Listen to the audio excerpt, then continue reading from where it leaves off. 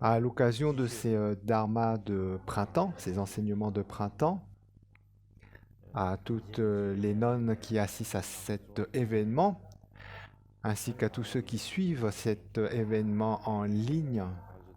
Donc à vous tous, amis du Dharma, tout d'abord, je vous adresse mes chaleureuses salutations, empreintes de souhaits de bon augure. Alors concernant l'autobiographie de libération intitulée Les excellents agissements, nous en sommes au 27e des 33 excellents agissements.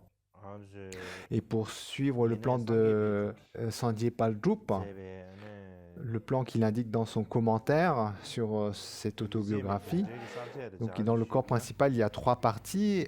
Et la troisième partie qui porte sur le chemin du pratiquant du grand véhicule, il y a également 3 parties, la partie A, B et C.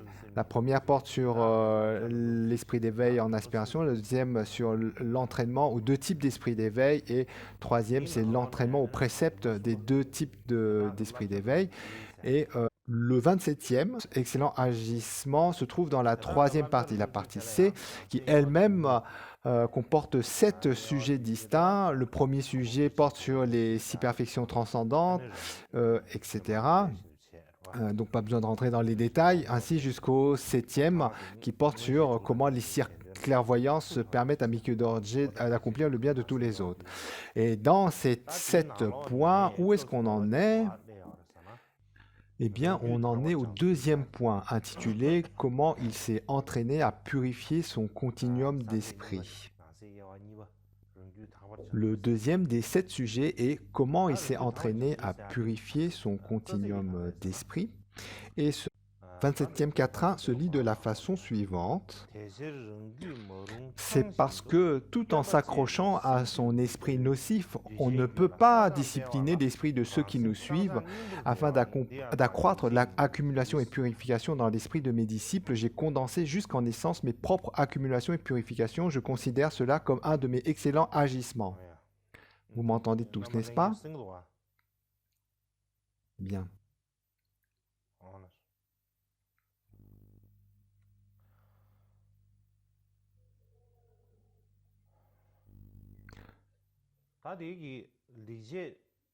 Et dans les 33 excellents agissements, ici,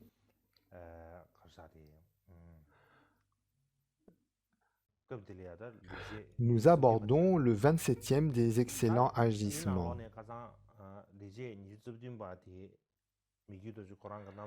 Hier, parmi ces excellents agissements, nous avons abordé et commenté le 26e. Aujourd'hui, nous abordons le 28e excellent agissement en suivant tout d'abord le commentaire de sens donné par le moine Sanjay Paldrup. Dans la société, certains personnages qui prétendaient pouvoir faire accomplir les services aux 3 rares et sublimes joyaux, ainsi qu'à pouvoir protéger ceux qui étaient vulnérables. Donc, certains personnages se vantaient de pouvoir ainsi être capables de guider les êtres, que ces personnages se prétendaient être lamas ou amis spirituels. Il y avait des personnages dont le titre était en accord avec ce qu'ils accomplissaient. Néanmoins, il y avait aussi beaucoup de personnes qui, en fait, avaient une conduite qui n'était pas en accord avec ce qu'ils prétendaient être. Ainsi, on parle de personnes qui ont un comportement qui n'est pas en accord avec le titre ou le renom qu'ils ont.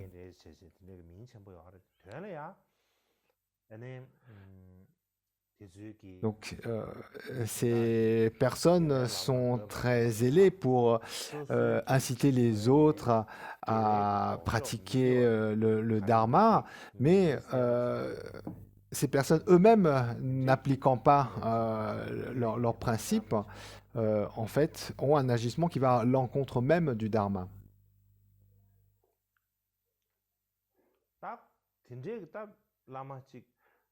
Alors que ces personnes se prétendent être lamas ou guides spirituels,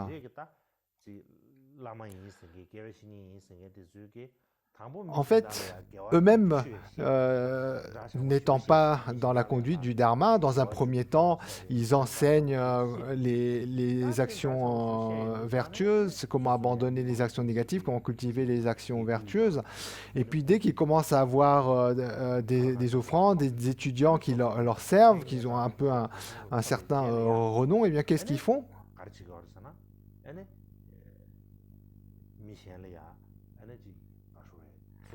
Eh bien, euh, en- euh, pour accroître leur renommée ou leur confort, eh bien, au lieu de leur continuer à enseigner un dharma authentique, ils vont leur enseigner ce qui va en fait les servir.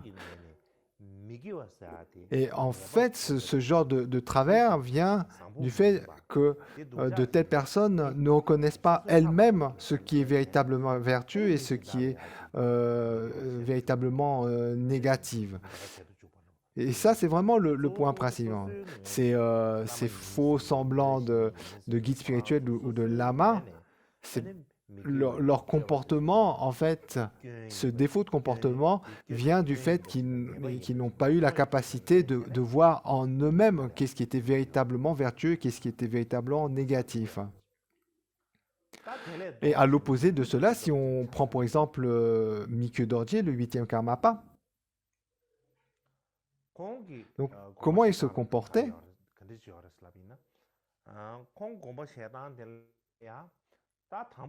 Donc comme il est indiqué dans ce verset,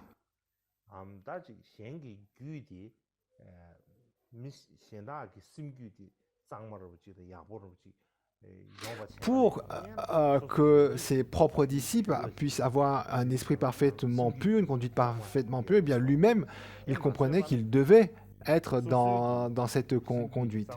Si lui-même n'était pas capable d'être dans une conduite parfaitement pure, il voyait bien que c'était impossible de pouvoir guider les autres dans une conduite parfaitement pure. Et par conséquent, Mikyo Dorje, sans la moindre pensée mondaine, moindre souci pour cette vie présente, mais ayant vraiment la perspective des vues futures, le fait de véritablement atteindre des qualités spirituelles authentiques, d'atteindre l'éveil.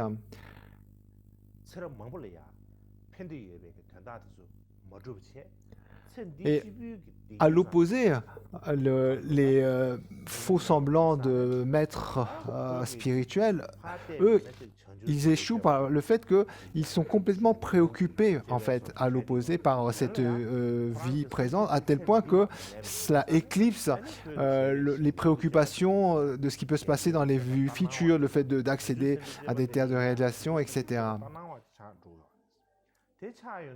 Et cela, comme on l'avait évoqué lors du commentaire du verset précédent, de telles formes de conduite eh bien, n'amènent aucun bienfait, sont des conduites qui n'ont absolument pas de sens. Ensuite, la lèpre était une maladie qui a touché beaucoup de personnes dans le passé.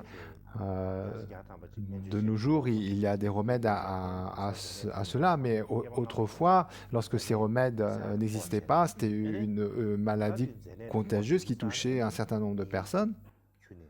Et ce qui se passait, c'est que les personnes qui étaient touchées par ces maladies étaient mises à l'écart.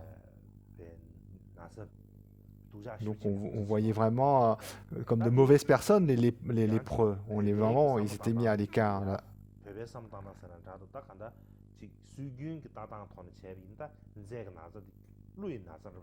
Et dans la tradition tibétaine, on identifiait la lèpre comme étant une maladie provoquée par les Nagas.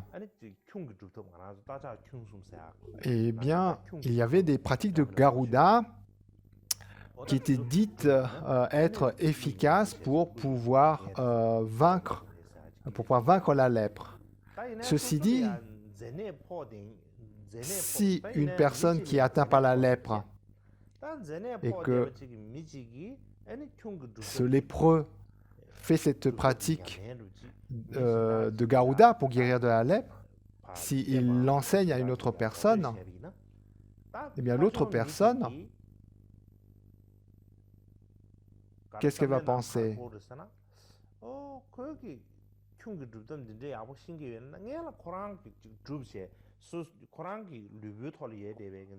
Eh bien, si ce lépreux connaît si bien cette pratique de Garuda, pourquoi il est encore lépreux? Et donc, l'autre personne se dit, il ne doit pas très bien connaître cette pratique de Garuda. C'est la raison pour laquelle il a la lèpre. Donc, on a ce genre de doute, n'est-ce pas? S'il y a un lépreux nous enseigne une pratique pour guérir de la lèpre alors que lui-même est lépreux. Et donc, de la même façon, si une personne qui est dans son esprit complètement obnubilée par les préoccupations mondaines de cette vie présente, donc même si au niveau de la parole, il parle de pratiques de bodhisattva, de pratiques qui sont bénéfiques pour les vies d'après, eh bien, en fait, réellement, comme il n'a pas cette conduite de bodhisattva, comme il n'a pas cette motivation d'être utile aux autres, donc il est très difficile de pouvoir véritablement se fier avec dévotion à de tels faux maîtres. En résumé, le sens ici, en résumé, impossible de discipliner l'esprit des autres si notre propre esprit n'est pas discipliné. Aussi, dans l'accomplissement du bien des autres,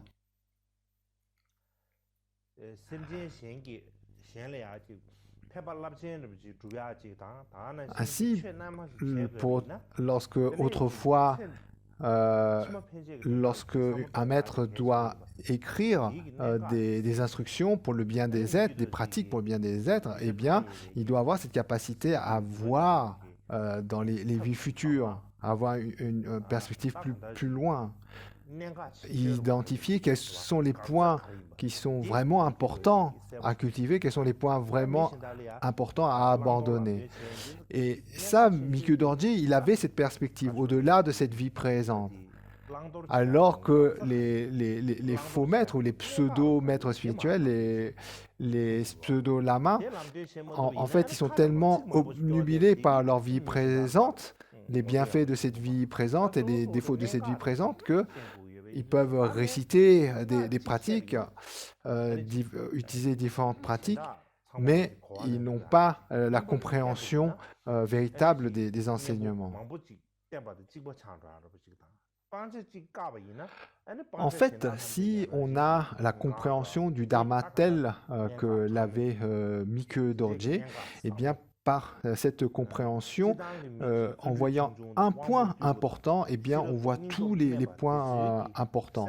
En ayant recours à un seul antidote, en fait, cet antidote est équivalent à tous les antidotes. En abandonnant une seule chose, eh bien, on abandonne tout ce qui doit être abandonné. Et donc ça va produire lorsque on a la compréhension profonde des enseignements. Mais ceux qui sont peu assidus dans la pratique du Dharma, qui ont de faibles facultés, et bien pour de telles personnes de sagesse moindre, de force de cœur moindre, ce sens de compréhension, eh bien, même intellectuellement, est difficile à saisir, tant il est profond. Néanmoins, les maîtres ordinaires, se contentant simplement d'une compréhension générale des enseignements, eh bien, avec prétention, vont enseigner que ceci doit être adopté, ceci doit être abandonné, etc. Mais Mikyu Dorji n'enseignait pas comme ça. Tout d'abord, Mikyu Dorji, en fait, se souciait de bien comprendre le sens des enseignements. Non seulement il se souciait de cela, mais une fois qu'il avait un sens profond bien assimilé intellectuellement, eh bien, il le mettait en pratique. Et il le mettait en pratique jusqu'à parachever sa compréhension. C'est-à-dire, c'est pas juste il pratiquait pas simplement jusqu'à avoir une certaine expérience. Il poussait sa pratique jusqu'à ce que son expérience soit une certitude, jusqu'à avoir acquis une certitude sur le sens de l'enseignement. Et c'est seulement après cela qu'il mettait à enseigner. Ainsi, il n'enseignait que ce que lui-même avait parfaitement assimilé, non seulement intellectuellement, mais au travers de sa pratique méditative. Autrement, ne parlons même pas de mettre en pratique le dharma, mais même le fait de se demander si une telle instruction peut être mise en pratique, si on peut obtenir un sens de cela. Simplement se concentrer, d'avoir lu un peu quelques textes, d'avoir reçu telle initiation, telle instruction, et puis se dire, oh bah c'est bon. Donc, il y a des lamas ou des maîtres spirituels qui ont cette démarche, qui, avec une approche très superficielle, se dit, eh bien j'ai compris, eh bien ça me suffit.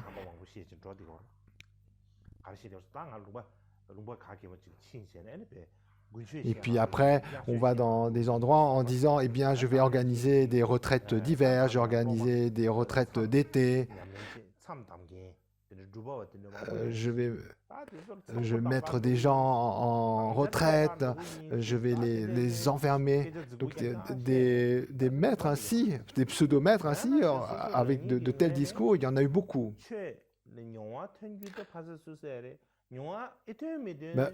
Mais pour ces maîtres, ne parlons même pas d'avoir mis en pratique ces enseignements ou pas, mais même le fait de se questionner de comment telle instruction peut être mise en pratique, si on peut obtenir tel ou tel fruit, etc. Donc, par exemple, il y a des textes où simplement ils vont réciter ces textes. Et puis ils ont vu un peu quelques définitions, quelques commentaires qui expliquent le sens de telle ou telle pratique. Et puis simplement, eh bien, ils se contentent de cela. Ils pensent que c'est suffisant. En résumé, ces lamas ne se préoccupent que de ce qu'ils ont appris, de combien ils ont de disciples, sans se préoccuper de la pureté, de l'authenticité des enseignements. Comment dire? Sans se préoccuper de quel niveau d'accomplissement ils ont obtenu par rapport à ces enseignements. Eux, ils se contentent juste de calculer combien d'initiations j'ai reçues, combien d'instructions j'ai reçues et combien de disciples j'ai obtenus. Et ils comptent que ça, en fait. Et par rapport à cela, ils pensent que oh, je suis un maître important. Donc ils comptent quelle initiation ils ont reçue, combien d'enseignements ils ont reçus, combien d'offrandes ils ont fait. Mais en fait, si on a une telle approche, ce n'est vraiment pas bon. Le fait que le disciple a son esprit qui se mêle au dharma authentiquement, donc, les enseignements que j'ai transmis, en quoi ils sont bénéfiques à mes étudiants, comment mes étudiants, par mes transmissions, ont progressé. Eh bien, tout ce genre de questions, eh bien, ces pseudomètres ne se préoccupent pas. Ils se préoccupent que du nombre. Et ça, cette façon de faire, elle est vraiment mauvaise. En fait, c'est comme voler les enseignements du Dharma. C'est-à-dire, tout ce qu'a enseigné le Bouddha, eh bien, se comporter comme ces pseudomètres, c'est comme être des voleurs de ce qu'a enseigné le Bouddha. En aucun cas, ils servent le Dharma. Et Mikyu Dorje, voyant cela, il voit en fait que c'est pas bien.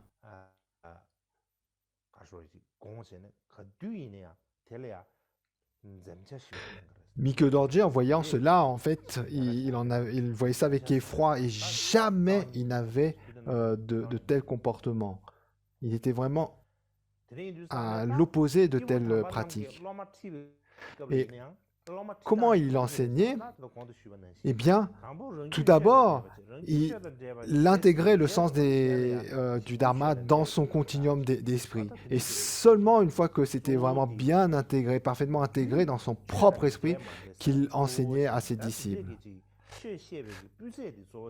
Et donc ça, c'était une tradition de faire, hein, une tradition authentique de faire, notamment dans la tradition, la lignée Kagyu.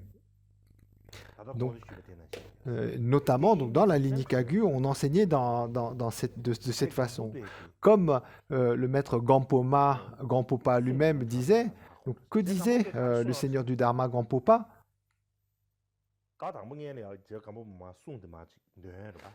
Donc c'est un point important que je pense qu'il vient de développer.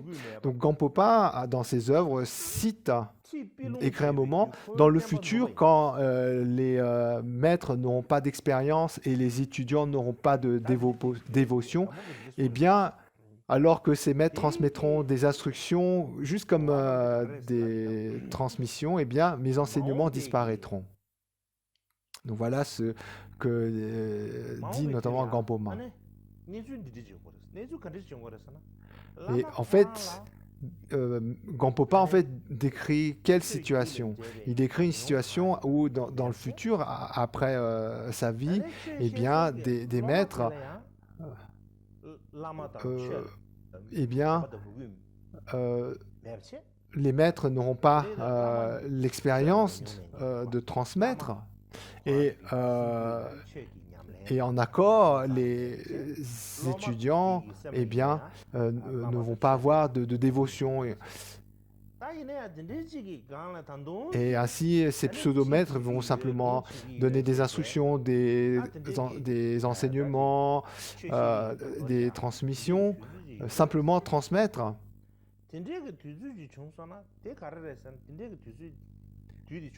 Eh bien, il dit, Gampopa dit que lorsque les maîtres transmettront simplement des initiations, des instructions sans avoir l'expérience, et que les étudiants eh bien, recevront tout ça sans sincère dévotion, eh bien, à ce moment-là, eh bien, tous les enseignements que Gampopa a transmis eh bien, disparaîtront. Tout simplement parce que la transmission du Dharma authentique, elle nécessite que le maître possède la bénédiction de la lignée, donc l'expérience. Et les étudiants, les disciples, pour être réceptifs à ces bénédictions de la lignée, eh bien, doivent faire preuve d'une dévotion qui est authentique. Et par conséquent, si il manque d'une part du côté du maître l'expérience et d'une part du côté des disciples une dévotion par rapport aux enseignements authentiques, eh bien, à ce moment-là, comme le dit Gampopa à sa façon, eh bien, mes instructions disparaîtront, mes enseignements disparaîtront. Et par la suite également, le Karmapa Dusum Khenpa ainsi que Pamo Trungpa et ses disciples, en fait, vont s'exprimer de façon similaire. Et de la parole de Gotsampa et de ses disciples, par exemple, donc Gotsampa et ses proches disciples ont enseigné de cette façon. Donc Gotsampa lui-même, il dit « Je n'ai jamais enseigné à quiconque, ne serait-ce qu'un seul mot de Dharma que je n'ai pas mis en pratique et dont l'expérience ne m'est pas venue. »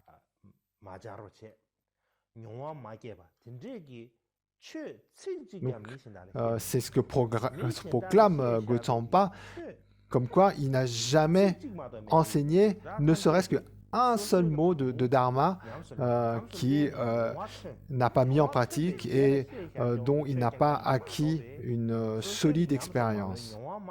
Donc simplement, s'ils disent, voilà, simplement enseigner pour dire des mots du Dharma sans se préoccuper du sens, etc. Jamais je n'ai fait cela. Donc là, il dit ne serait-ce qu'un mot. Donc il ne parle même pas des enseignements d'une façon générale. Même un seul mot. de Dharma, eh bien, je n'en ai proféré sans en avoir la pratique et l'expérience.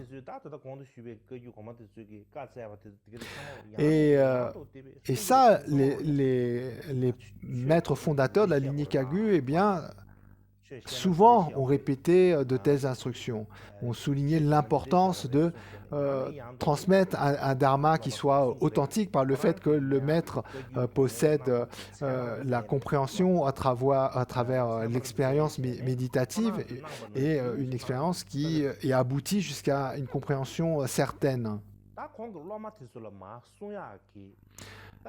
Et là également, donc, les maîtres Kagyu ont insisté sur ce point pour que les disciples eux-mêmes, en fait, aient cette démarche. Et c'est ainsi que, eh bien, les disciples également ont acquis une dévotion vis-à-vis des enseignements, comprenant leurs valeurs précieuses, leur profondeur et l'importance d'une transmission authentique.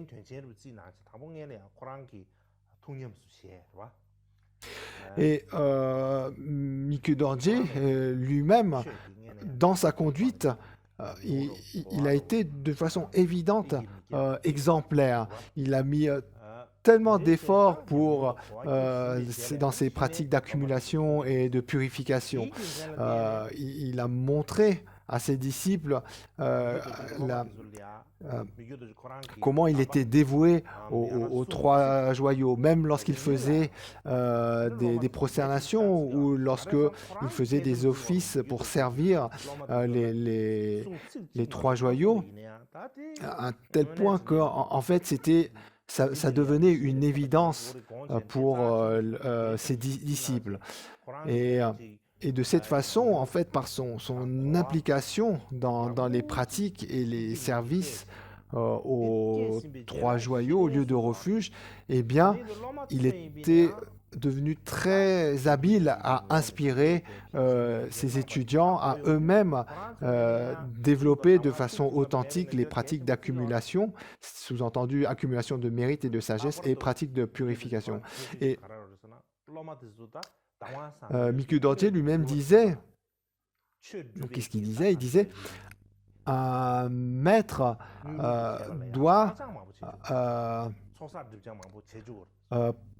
avoir le souci de discipliner ses disciples jusque dans ses rêves.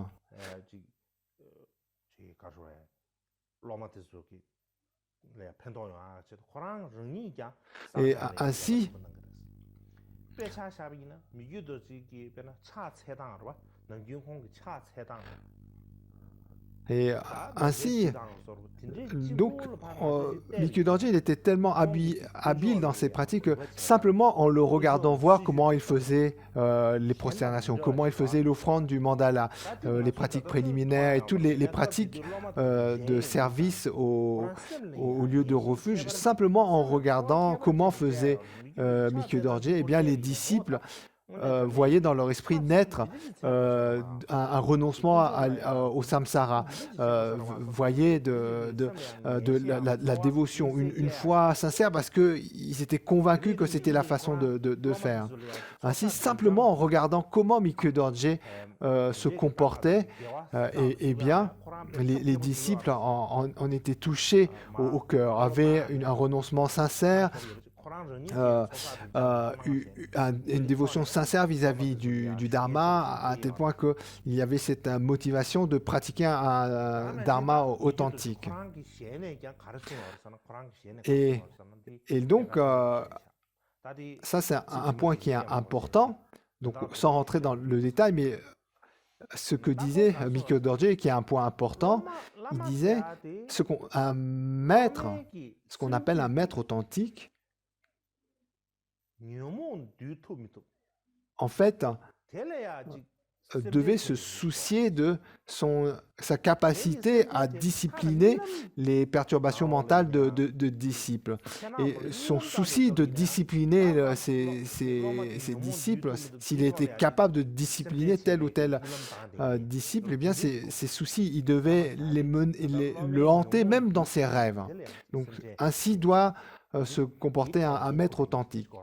Donc, en résumé, c'est ce que disait Mikio Dorji.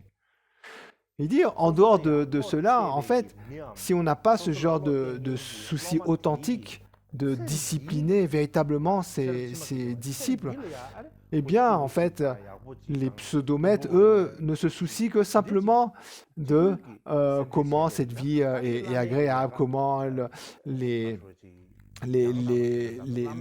leurs disciples se plaisent dans cette vie présente sans se préoccuper vraiment si leurs disciples ont véritablement acquis une certaine maîtrise de leur propre esprit, s'ils ont véritablement acquis des accumulations qui leur seront véritablement bénéfiques sur leur cheminement.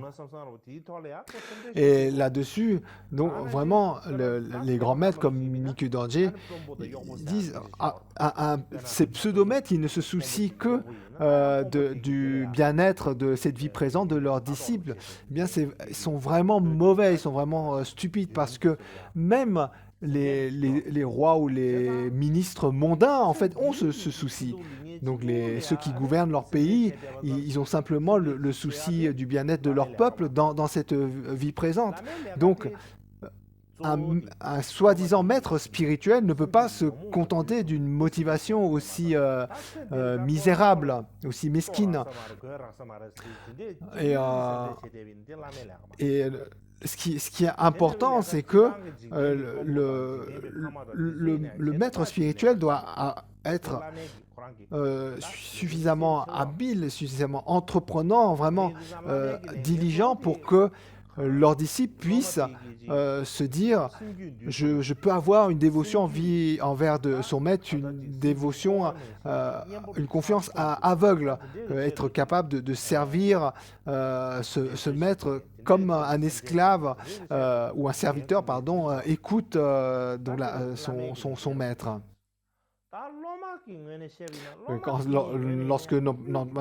Lorsque un disciple donc demande à son maître de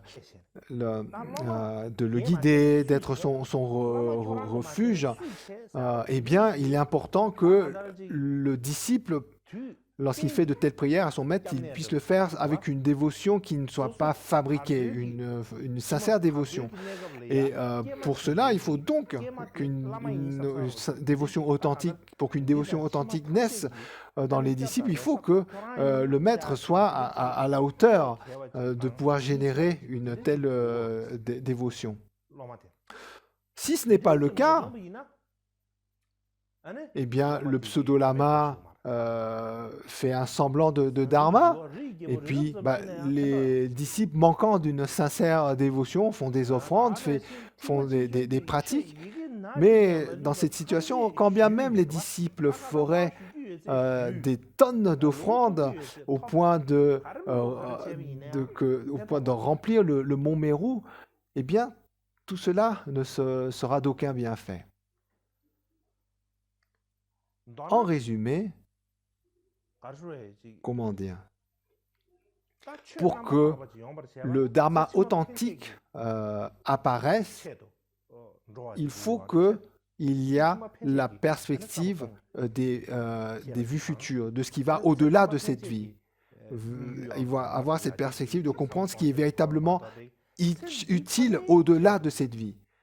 Si on pense simplement à ce qui est utile dans cette vie, eh bien, qu'est-ce qui est véritablement utile? Qu'est-ce qui est vraiment inutile? Ce qui convient vraiment d'être cultivé, ce qui convient véritablement d'être abandonné, eh bien, cela ne peut pas apparaître si on a simplement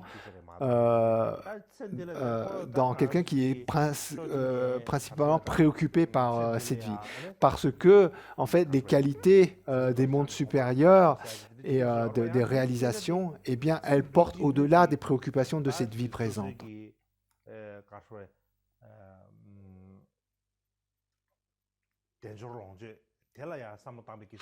Parce que, voilà, lorsqu'on parle de qualité spirituelle, cela va en-delà des préoccupations matérielles de cette vie.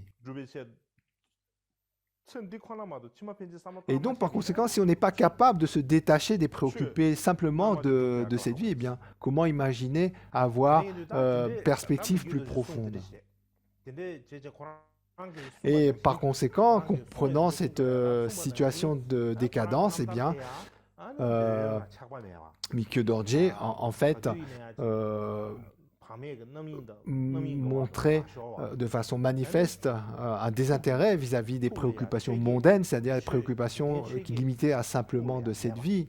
Il ne s'engageait dans rien qui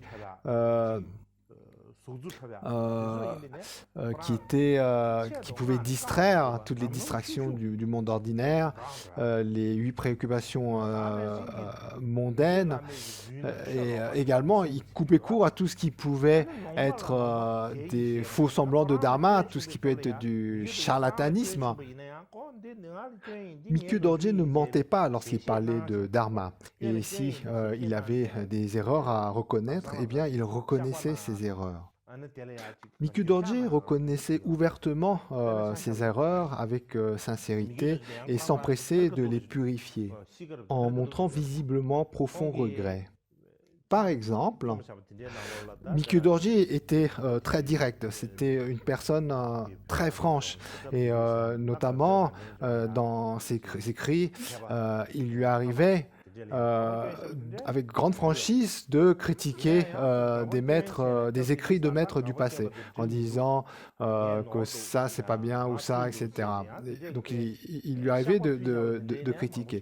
Mais il lui arrivait aussi à de nombreuses fois par la suite de, en fait, reconnaître ouvertement que telle ou telle critique qu'il avait fait dans le passé était fausse, et reconnaissait ouvertement avec sincérité son erreur, et écrivait de sorte à purifier cette critique injuste. Et ça, c'est quelque chose qui est très rare dans les maîtres qui écrivent des critiques sur d'autres. Donc, autant dans la littérature, dans des commentaires du Dharma, on trouve des maîtres qui critiquent d'autres maîtres en raison de différences de point de vue, etc. Mais très peu ensuite reconnaissent, lorsqu'ils se sont trompés, leurs erreurs. Alors que Mikio Dorje, lui, pas du tout. Donc, quand bien même, par sa franchise, il lui arrivait de critiquer tel ou tel point de vue, telle ou telle approche, eh bien, lorsqu'il réalisait que il s'était trompé, eh bien, vraiment du fond du cœur, avec sincérité, il reconnaît son erreur. Et pas simplement avec un style élégant, littéralement, de façon littéraire, mais il le reconnaissait de sorte à ce que ce soit clair, comme pourquoi, en fait, ce qu'il avait fait était une erreur, etc. Et il y avait vraiment ce souci donc de mettre en avant l'erreur qu'il avait commise et de purifier cela. Aussi, Mikio Dorje, dans sa façon de transmettre, en fait, il ne donnait que des dharmas profonds à ceux qui étaient aptes à les recevoir. Il ne donnait pas au grand public des enseignements profonds. Si bien que, en fait, il s'est attiré de nombreuses critiques. Des personnes venant lui demander des initiations, eh bien, il ne les transmettait pas, etc. Si bien que les gens se sont mis à dire « Oh, ce lama, il est trop étroit avec les initiations et les enseignements. Sa connaissance est trop limitée.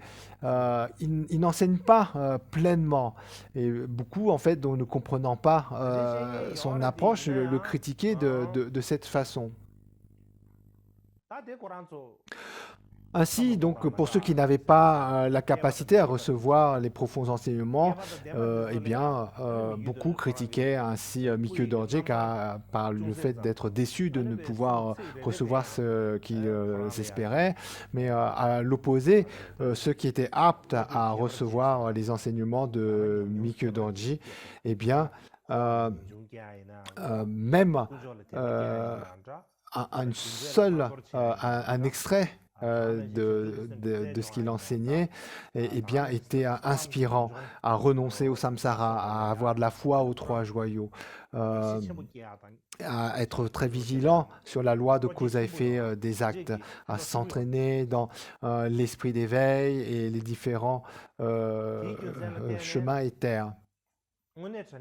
Vraiment, à l'opposé de ceux qui n'avaient pas la capacité de recevoir les enseignements de Mikio Dorje, ceux qui avaient la fortune, le karma pour recevoir ces enseignements, eh bien, eux, loin de critiquer Mikio Dorje, ils voyaient vraiment un guide exceptionnel, en se disant, sur cette terre, quelqu'un qui peut me guider vers les différents chemins éthers, vers l'éveil parfait et insurpassable, un maître qui puisse me guider sur un tel chemin en dehors de Mikio Dorje. Je ne pense pas qu'il puisse y avoir un tel guide d'une telle qualité. Donc, dans les disciples proches de Mikio Dorje, il y avait donc des disciples qui avaient vraiment cette perception.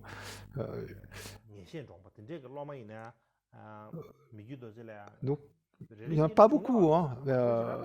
C'est vraiment, on parle de quelques disciples, mais vraiment quelques disciples arrivaient à avoir une perception tellement pure de leur maître que ils voyaient en Mikio Dorje le maître insurpassable pour véritablement les mener vers l'éveil parfait et insurpassable.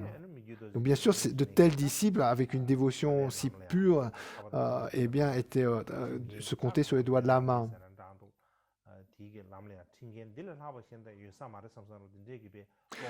Ainsi, pour une poignée d'étudiants de Mikio Dorje, eh bien, leur maître leur apparaissait comme vraiment étant le guide insurpassable pour réaliser l'éveil. Voilà pour ce point.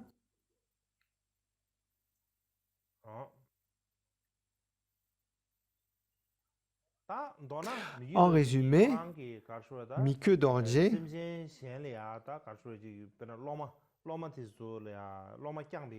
pour protéger ses disciples,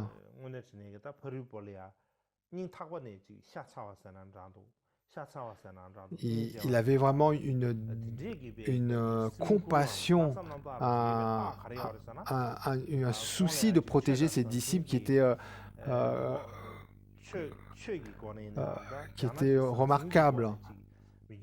Donc que ce soit aussi bien par rapport à ses disciples de leur procurer tous les enseignements qu'ils avaient besoin, mais également tout ce qu'ils avaient besoin matériellement pour se nourrir, se vêtir, etc. Il était vraiment soucieux sur tous ces aspects par rapport à ses disciples, comme une mère porterait comme fardeau le fait de bien élever ses enfants. Et ainsi, il œuvrait avec diligence.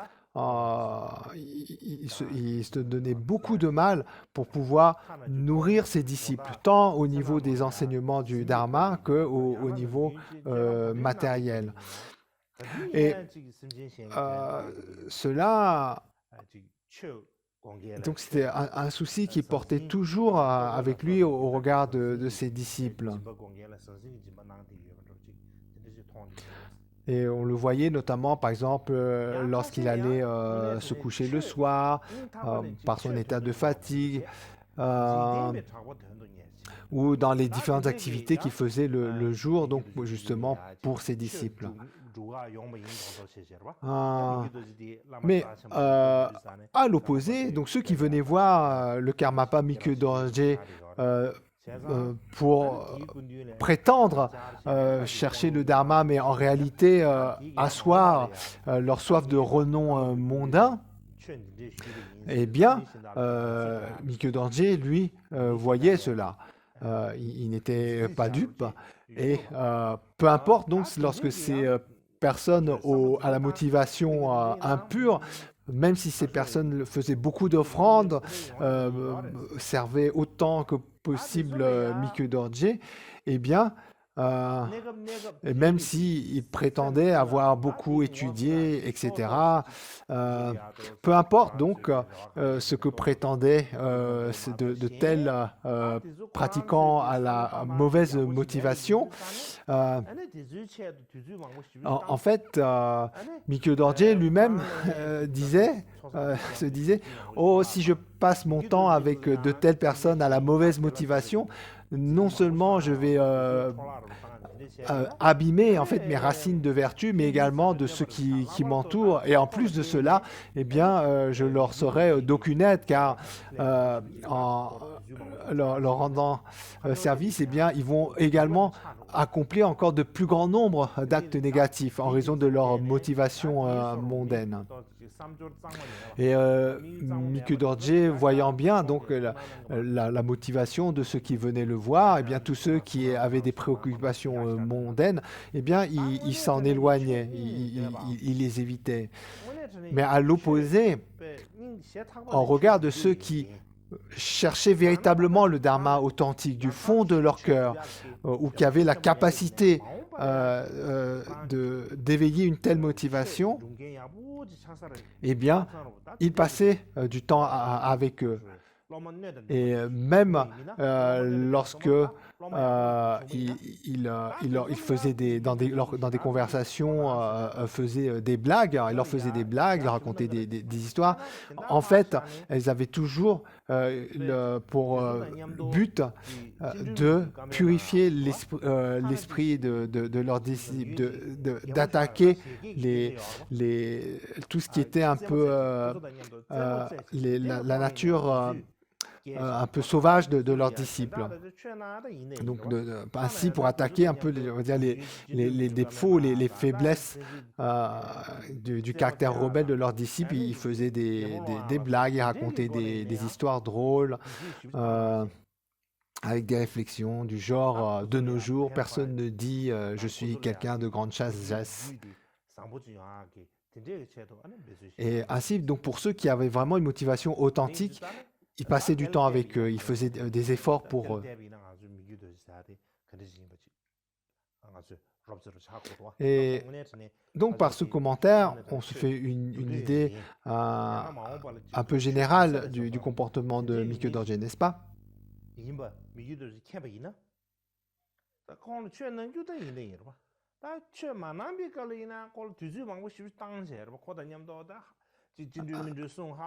Ainsi, à tous ceux qui étaient habiles à mettre en œuvre le dharma authentique, il passait du temps avec eux. Il passait du temps avec eux, également, il plaisantait avec eux, etc. Mais à l'opposé, s'il voyait que des personnes venaient le voir parce que, oh, Karmapa, c'est un grand maître, c'est un maître de grand renom, et qu'auprès de Karmapa, je vais pouvoir moi-même attirer un grand renom, je vais pouvoir m'attirer des disciples. Donc ceux qui venaient auprès de Mikio Dorje avec une motivation mondaine, Mikio Dorje le savait, il était intelligent, n'est-ce pas? Il savait. Donc il savait. Et il évitait autant que possible de passer du temps avec ces personnes à la motivation mondaine. Et ainsi, on termine le verset de l'agissement 27. Donc on aborde le 28e excellent agissement. Alors, dans le 28e, le 28e se dit, ainsi, puisque toutes les actions menant à la conduite des bodhisattvas sont inconcevables, j'ai prié pour agir en accord et à l'image des actes de tous les bodhisattvas. Je considère cela comme un de mes excellents agissements.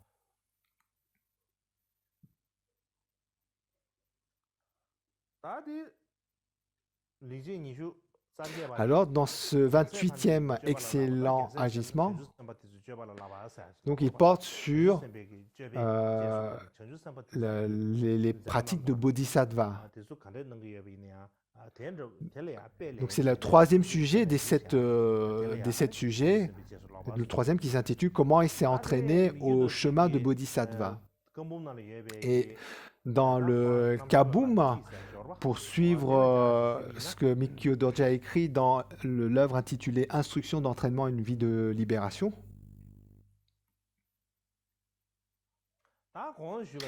Donc, comme Mikyu Dorje lui-même l'a dit, pour pouvoir discipliner les défauts des autres, il faut d'abord reconnaître ses propres défauts. Donc, avant de vouloir faire que les autres deviennent de bonnes personnes, il faut d'abord soi-même devenir une bonne personne. Si on n'a pas cette démarche, eh bien, prétendre accomplir le bien des autres ou discipliner les autres, eh bien, c'est des discours de vantard. Ainsi, quels que soient nos défauts, il convient de les reconnaître, et de la même façon, quelles que soient nos qualités, il convient de les reconnaître. Puis, quels que soient nos défauts, s'efforcer de les diminuer, et quelles que soient nos qualités, s'efforcer de les développer. Il nous convient donc de nous comporter ainsi. Ceci dit, donc, quelles que soient nos erreurs, donc il convient donc de reconnaître ses propres erreurs et nous en défaire, et à l'opposé, quelles que soient nos qualités, même si elles sont infimes, eh bien, s'efforcer de les développer. Ça, c'est ce qui concerne nous. Mais en ce qui concerne les autres, eh bien, la conduite est différente. Tout d'abord, au regard des autres, on n'a pas à critiquer ouvertement les autres. Donc là, il y a un point qui est important. Il y a un point important, c'est que, en fait, il est facile de passer son temps à toujours voir les fautes des autres. Donc on peut ainsi facilement passer son temps à voir les erreurs des autres, critiquer les autres, et puis en fait on ne voit pas ses propres erreurs. Et on devient donc, en fait, on va à l'encontre de ce qu'on devrait faire. Donc à force de regarder les fautes des autres, on va avoir l'impression que nous on est bien. Et donc, on s'éloigne complètement de cette attitude de reconnaître nos propres erreurs et les éliminer, reconnaître nos propres qualités et les développer. Si on a pris cette habitude de toujours voir les défauts chez les autres, eh bien, on va avoir cette impression que nous, on est bien. Lorsqu'on critique les autres, on a l'impression qu'on est irréprochable. Et le danger ici, c'est de tomber dans ce travers de toujours critiquer les autres. Oh, t'as fait ça, faut pas faire ça, faut pas faire ça. Toi, t'as fait telle bêtise, etc. On passe notre temps à critiquer. Et c'est dangereux d'avoir cette attitude, car c'est une attitude qui va générer de l'orgueil en nous. On va avoir l'impression qu'on est toujours bien. Et donc, on va se sentir orgueilleux. Il y a plusieurs formes d'orgueil, n'est-ce pas? Mais là, le fait de toujours voir les fautes chez les autres, on a l'impression que nous, on est irréprochable, et donc il y a cet orgueil d'être parfait, contrairement aux autres. En particulier,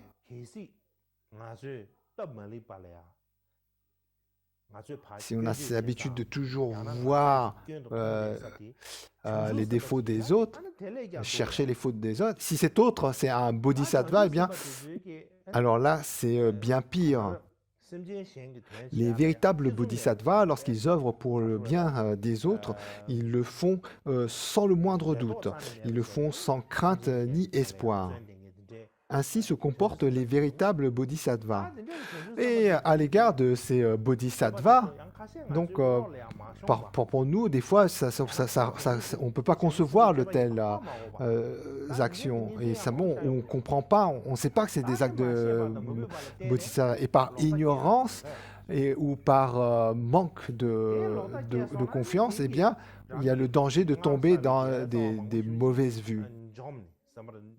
Et lorsqu'on tombe dans des vues erronées, eh bien, on écrase beaucoup de vertus. On dit le fait d'avoir de mauvaises vues vis-à-vis d'un véritable bodhisattva ou critiquer un véritable bodhisattva, c'est très négatif, c'est extrêmement négatif. Et par conséquent, en fait, tant que nous-mêmes n'avons pas une réalisation qui nous permet de voir ce que sont véritablement les actes de bodhisattva, lorsqu'on est parvenu à avoir vraiment les qualités de clairvoyance qui nous permettent de lire les motivations des autres, Donc on parle de faculté de clairvoyance. Donc si on a cette faculté de pouvoir lire les pensées des autres, à ce moment-là, on voit la motivation des autres. Beaucoup de choses. Non seulement la motivation, la capacité intellectuelle, spirituelle de cette personne, eh bien, tant que nous-mêmes n'avons pas obtenu une telle faculté de clairvoyance au regard de l'esprit des autres,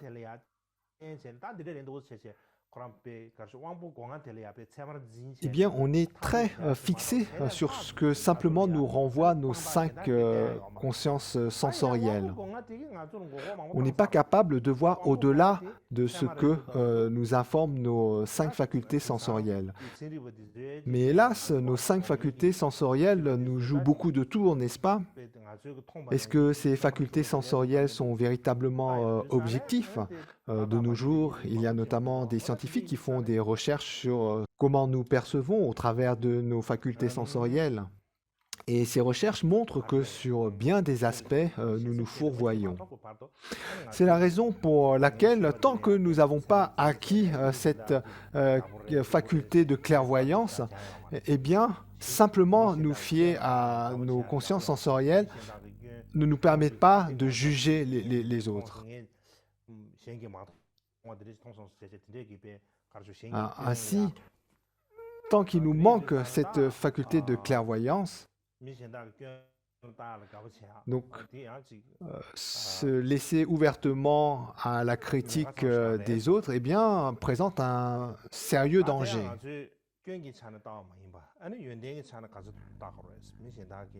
Ainsi, il ne convient pas de regarder les fautes chez les autres, mais au contraire, chercher leur qualité. La raison pour laquelle est que c'est facile de voir les défauts chez les autres, difficile de voir les défauts en soi. Lorsque l'on se regarde,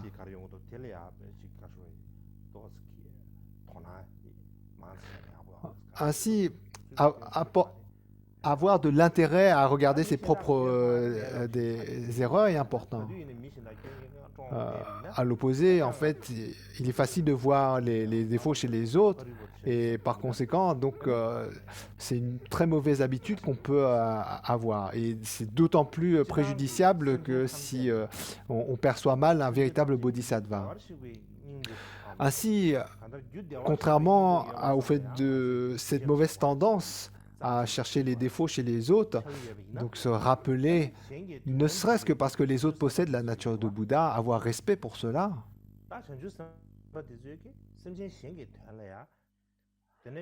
Et puis, quant aux véritables bodhisattvas, eux, ils ont vraiment cette qualité d'accomplir le bien des autres sans le moindre doute, sans crainte ou espoir personnel. Les véritables bodhisattvas considèrent les autres comme étant sacrés, comme étant d'une valeur infinie. Ceci dit, tous les véritables bodhisattvas ne sont pas nécessairement des bodhisattvas ayant obtenu des terres, donc il se peut que certains d'entre eux, dans leur œuvre pour l'infinité des êtres, certains peuvent se tromper. En particulier, lorsque ils sont sous le conditionnement d'un être humain, il y a la possibilité que, par moment, ils se trompent. Mais ils peuvent se tromper, mais au regard de leur motivation et qui embrasse l'infinité des êtres, ils sont de véritables bodhisattvas. Ainsi, quoi qu'ils entreprennent, ils le font vraiment avec la pensée d'être bénéfique à l'infinité des êtres. Ils considèrent tous les êtres comme étant infiniment précieux, comme étant ce qu'il y a de plus sacré.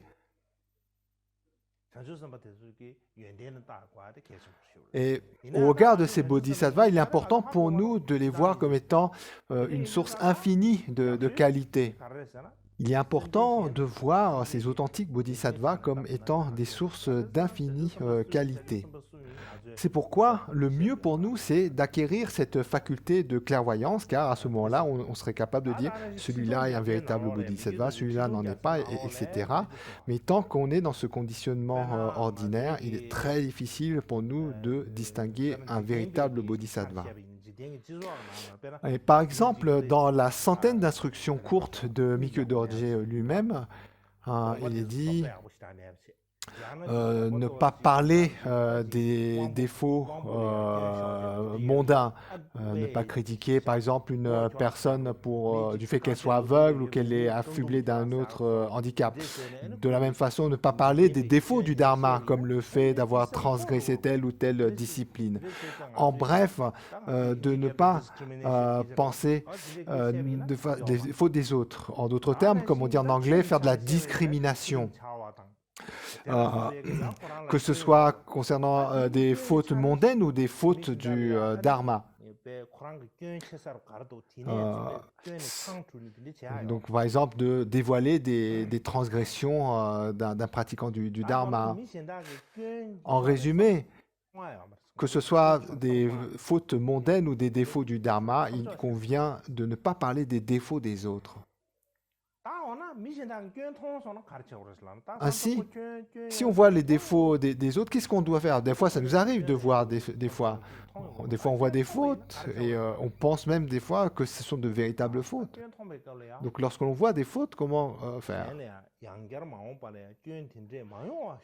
Eh bien, à ce moment-là, on se dit, oh, puisse cette tête ne plus refaire une telle erreur à l'avenir, et puis on peut aussi prier pour soi-même qu'à l'avenir, plus jamais on ait à voir de tels défauts chez les autres.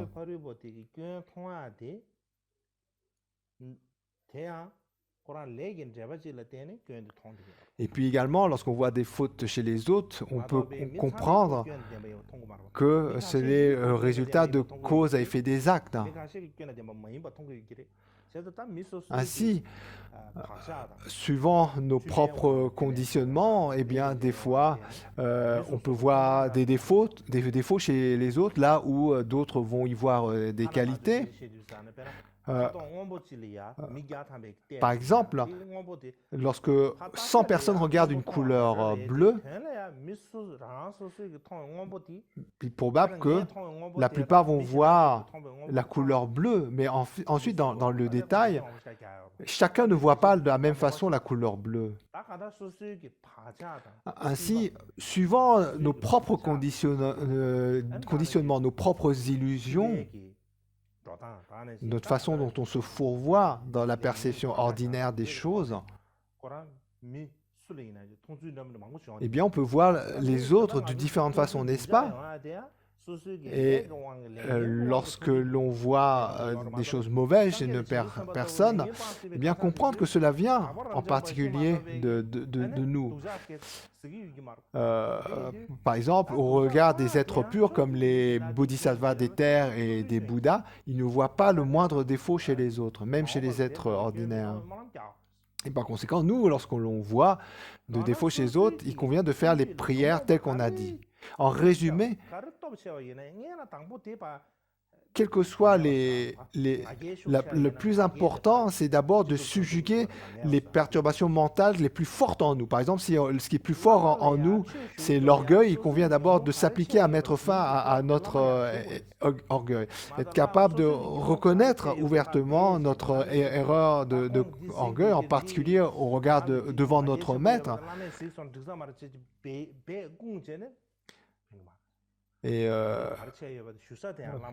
par exemple, donc si on a beaucoup d'orgueil, mais qu'au regard de notre propre maître spirituel, on cache ce défaut principal, eh bien cela ne va pas être utile. Non seulement cela, mais ça va nous nuire parce qu'on va continuer à nourrir cet orgueil plus fortement.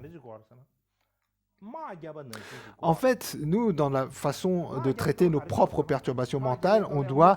Donc il y a une image qui est celle de la guerre. Nous, lorsqu'on part en guerre de façon ordinaire, eh bien, extérieurement, il faut entourer l'ennemi, il faut encercler l'ennemi physiquement.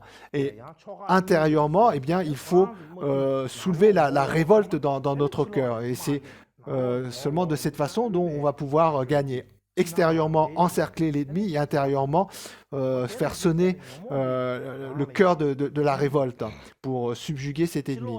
Eh bien, de la même façon que cette image, nous, lorsqu'on traite nos propres émotions négatives, extérieurement, il faut entourer ces ennemis que sont nos propres émotions par l'armée des lieux de refuge et intérieurement faire sonner la révolte que sont la mise en pratique des antidotes. Et donc là également, ce qui est crucial, c'est qu'on fasse sonner intérieurement la révolte des antidotes. Car s'il manque cette révolte des antidotes, quand bien même extérieurement, on a encerclé nos émotions perturbatrices par tous les lieux de refuge autour de nous, eh bien, cela ne va pas être efficace. De la même façon que même si on est entouré par des grands amis de bien, par de nombreux enseignements, etc., et que on continue à voir les défauts chez les autres au lieu d'appliquer les antidotes, eh bien, ça ne va pas nous être utile. Donc, ceci dit, on pourrait argumenter en disant, certes, au regard d'un maître authentique, si on exprime des fautes, ça c'est vraiment mauvais. Mais si, par exemple, une personne ordinaire commet véritablement une faute, on voit une faute chez un être ordinaire, eh bien, quel mal il y a à dire que c'est une faute. Donc, par exemple, dire « Oh, tu as fait cette faute » ou dire à une autre personne « Oh, cet individu, il a fait telle ou telle faute. » S'il a vraiment fait cette faute, quel mal il y a à le dire? S'il n'y a pas faute et qu'on parle de faute, là, bien sûr, c'est inacceptable. Mais si une personne a accompli une faute, effectivement, et qu'on parle ouvertement de cette faute, quel mal il y a? Et bien là aussi, en fait, il y a un principe d'incertitude. On est dans une situation d'incertitude. Donc, par exemple, une personne qui accomplit des actions, qui accumule des actes négatifs. Par exemple, une personne qui accumule des actions négatives par ignorance, parce qu'il se fourvoie dans ses illusions, il accumule des actions négatives. Mais dans cet individu, il y a aussi un courant vertueux. Et par conséquent, donc, cet individu, il a aussi la capacité d'accumuler des actions vertueuses.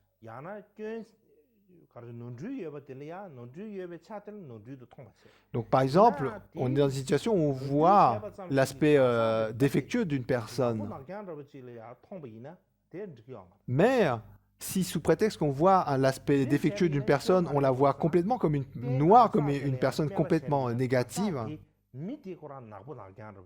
eh bien, le défaut d'une telle vision, c'est que, en fait, on va effacer tout l'aspect positif de cette personne, c'est la qualité qu'a cette personne d'accumuler des actions vertueuses, etc. Ainsi, en fait, lorsque l'on voit une faute chez les autres et que ouvertement on en parle, souvent on le fait avec cette impression ou cette perception que cette personne est totalement négative. Et par conséquent, en fait, ça jette le mépris sur cette personne. Nous-mêmes, on se met dans une situation de jeter le mépris sur cette personne et ça efface complètement, en fait, tous les aspects positifs de cette personne. Et là, c'est quelque chose de négatif, ainsi de jeter, de mépriser tous les aspects positifs de cette personne. C'est comme, par exemple, on dit, lorsque l'on détruit une statue faite de boue qui est mal faite d'un Bouddha. Donc, on la détruit parce qu'elle nous paraît moche, elle nous paraît mal faite, etc. En fait, on détruit une mode de terre ou d'argile, mais, donc ce n'est qu'une mode d'argile qu'on détruit. Mais, parallèlement, en fait, on détruit le fait d'avoir l'aspect immatériel que représente ces statues, c'est-à-dire le corps d'un Bouddha. On détruit le fait que cette représentation, aussi imparfaite qu'elle est, elle représente néanmoins toutes les qualités de Bouddha.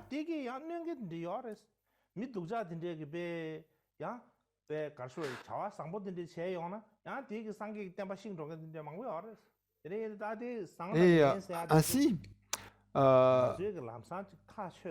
nous, les choses ne sont pas noires et blanches. Il y a beaucoup de nuances. Et nous, avec notre regard ordinaire, il est difficile au premier coup d'œil d'être capable de faire la part des choses. Et par conséquent, il nous convient vraiment d'être très vigilant lorsque on ose entrer dans une attitude de critique, car nous sommes nous-mêmes en fait dans une situation d'incertitude. On ne sait pas vraiment la motivation ou la qualité d'esprit des personnes que nous critiquons, que c'est un bodhisattva ou que ce soit un être ordinaire qui est doté de grandes qualités. Il convient donc de s'abstenir de critiquer sous l'emprise de nos émotions perturbatrices. Si par exemple on critique un véritable bodhisattva sous l'emprise de la colère, eh bien c'est extrêmement négatif. En particulier, dans un sutra, il est dit que comparé au fait de enlever les yeux de tous les êtres du cycle des existences, eh bien, sous un moment de colère, regarder de travers un véritable bodhisattva est encore plus négatif. Il nous convient donc d'être très vigilant. Et ça, au regard de tous les êtres. Donc, il se peut qu'il y ait un véritable bodhisattva sous la forme d'une fourmi ou alors d'un chat ou d'un chien. Un véritable bodhisattva n'est pas forcément sous une forme humaine. Le mieux que l'on puisse faire, c'est de percevoir chaque être de façon à créer une connexion vertueuse. Ça, c'est le mieux qu'on puisse faire. Et si on ne peut pas, le moindre, en fait, c'est d'avoir un regard qui soit neutre, équanime. Si on crée une connexion aveuglée par l'attachement ou l'aversion, c'est vraiment mauvais. Le maître Kadampa Nyujopa a dit ceci. Donc, qu'est-ce qu'il a dit? Donc, juste le sens en résumé. De nos jours, les personnes disent qu'ils n'ont plus de dharma à mettre en pratique et ils courent à droite à gauche pour recevoir des enseignements. Donc, ils disent je n'ai plus de dharma à mettre en pratique. Donc, ils courent à droite à gauche pour recevoir des lungs, des initiations, des commentaires, des instructions, etc. Ils recherchent plein d'enseignements, d'initiations. Donc ils reçoivent beaucoup de choses. Mais parmi toutes ces instructions qu'ils ont reçues, oh, j'ai gagné en expérience dans cette pratique, ou je n'ai pas gagné une telle expérience de cette pratique, eh bien, ils n'ont pas du tout ce genre de questionnement. Donc, par exemple, on pense que l'initiation, c'est juste recevoir du maître le Bumba sur la tête. On a reçu une initiation et puis c'est bon. C'est comme si ce qui importait, c'est de recevoir un Bumba sur la tête. Ou lorsque un maître transmet un lung, une transmission orale, eh bien, on fonce pour aller écouter cette transmission et on pense qu'on l'a reçue. Mais ensuite, se dire, oh, le maître a donné telle initiation à telle transmission orale. Eh bien, si on ne met pas tout ça en pratique, eh bien, on reçoit beaucoup d'initiations, beaucoup d'instructions de pratique, de transmission orale. Mais si on ne met pas ça en pratique, c'est comme si c'était gâché. Le point important ici, lorsqu'on dit « je prends refuge en le maître, je prends refuge dans les trois joyaux », donc verbalement on dit des choses comme ça, mais au niveau du vécu, au niveau du ressenti, donc ces mêmes maîtres, ces mêmes lamas, cette même sangha auprès de qui nous avons verbalement pris refuge, eh bien accessoirement nous les critiquons. C'est l'observation que déplore le maître Kadampa Nyujopa. Il regrette de n'avoir pas vu un seul pratiquant ne pas critiquer par derrière une personne auprès de laquelle il a formellement exprimé le fait de prendre refuge. Puis il dit « oh, ces lèvres empoisonnées nous amèneront dans les enfers. Et en réfléchissant à cela, il dit, si quelqu'un avait de l'affection pour moi, eh bien, cette personne mettrait un verrou, un cadenas sur mes lèvres et confierait les clés à une autre personne, de sorte que cette autre personne ne m'ouvrait la bouche que lorsque j'aurais besoin de boire et de manger. Donc, ne serait-ce que pour manger et boire, eh bien, cette personne de grande bienveillance m'ouvrirait le cadenas pour que mes lèvres soient toujours fermées en dehors de cela. Parce que autrement, vraiment, pour des raisons insignifiantes, insensées, pour aucune raison, eh bien, ces lèvres empoisonnées, en fait, accumulent d'immenses actes négatifs. Donc ça étant un point important, donc je voulais le partager avec vous. Et je pense qu'aujourd'hui, on va en rester là. Il me reste encore des choses à dire, mais je pense que pour aujourd'hui, nous en resterons là. Et comme j'ai évoqué la fois d'avant,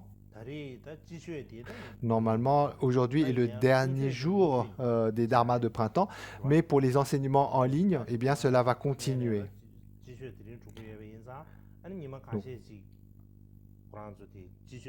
Donc on va laisser quelques jours pour que les nonnes qui sont rassemblées pour ces printemps, ces dharmas de printemps aient le temps de rentrer chez eux. Donc pendant quelques jours, ça va être jour de repos. Et le 13, nous continuerons ces enseignements, le 13 avril. Et quant à l'heure de ces enseignements, pour l'instant, ce n'est pas certain. Et donc, ultérieurement, nous confirmerons cela.